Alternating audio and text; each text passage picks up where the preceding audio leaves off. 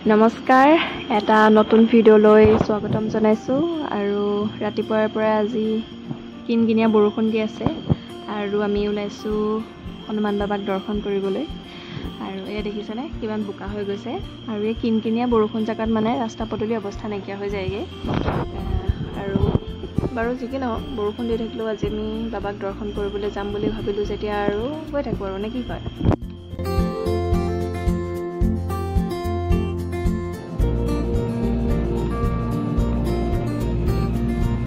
আৰু এয়া আমি পাই গ'লোহি মন্দিৰ ইয়াত আহি দেখিছোঁ আকৌ দেউতা আৰু ধুনীয়া ফুল চিঙি আছে আমি মানে কি হ'ল ঘৰৰ পৰা মানে ফুল নিবলৈ পাহৰিলোঁ